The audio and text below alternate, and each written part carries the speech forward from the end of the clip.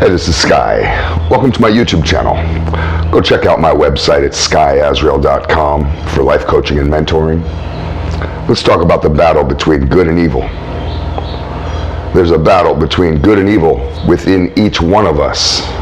That may have been what brought you to this channel. Searching YouTube, trying to find the light. There's a battle between good and evil going on in society. That's an overflow. It's an overflow of the issue from each man. Here's how it works. You have to win this battle within. Each man has to win the battle of good and evil. You have to win it within you. And then and only then can you start to look out and find where sin, where evil is throughout your society. People that become activists, but yet they're deeply flawed at home. They got a world of problem and they're swirling in depression and shame and guilt and all these various issues on drugs for,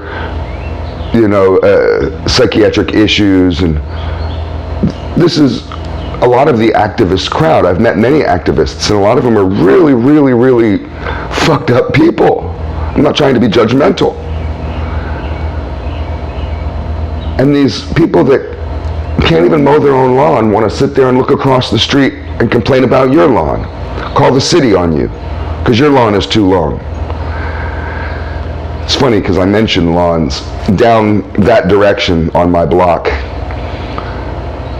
I got one of these guys who's mowing his lawn like every 2 days. He's out there with a ruler trying to make sure that it's all perfect. And I admit his lawn is nice. It's definitely the nicest lawn on the block by far.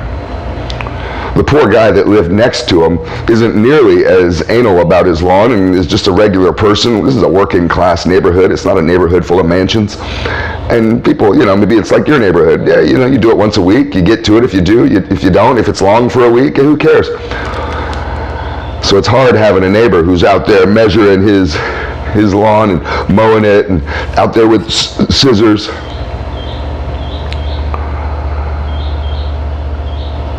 And the neighbor who mows his lawn real tight became annoyed living next to a guy who wasn't handling his business, so to speak, wasn't mowing his lawn right.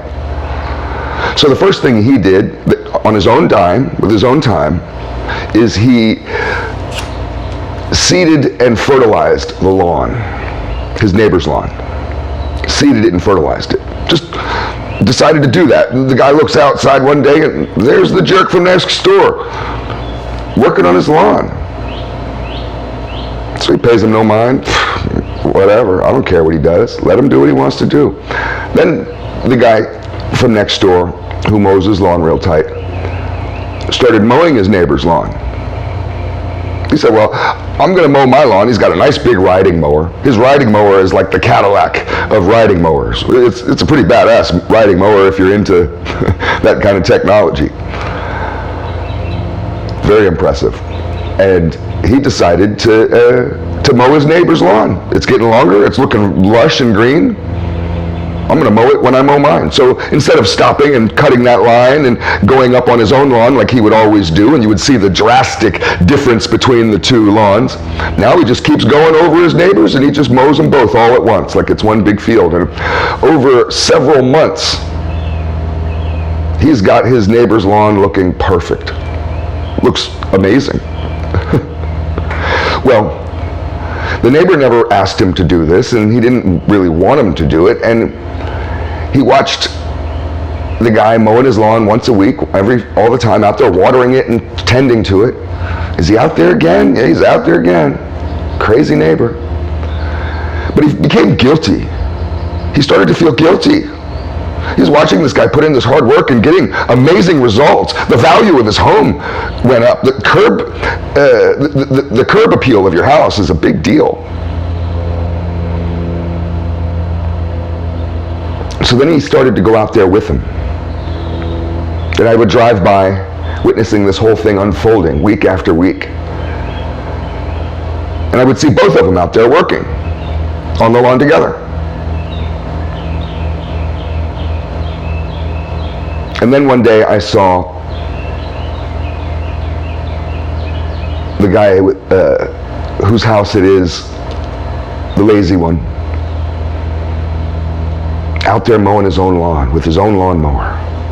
An even nicer mower, if you could imagine it. An even nicer one. He went out and spent like Lexus money. This motherfucker went and spent Cadillac money on a riding mower. He got the best riding mower that's ever been made on the planet Earth, and he's out there. I don't know if it is, his lawn is pretty tight, and he's out, and he's mowing, and he mows both lawns now. That's what the guilt did to him. So I just want to point out that you work on yourself and you tighten up your own game. You dot all your I's, cross all your T's, right? Cover all your P's and Q's. You get everything right. You live a clean, wholesome life, mind, body, and soul, every single day. And you do it because that's the way you're supposed to do it, but also as an example to others.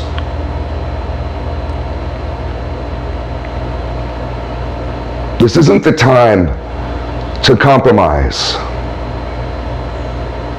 This is the time to stand up against evil. You are in a war, whether you like it or not.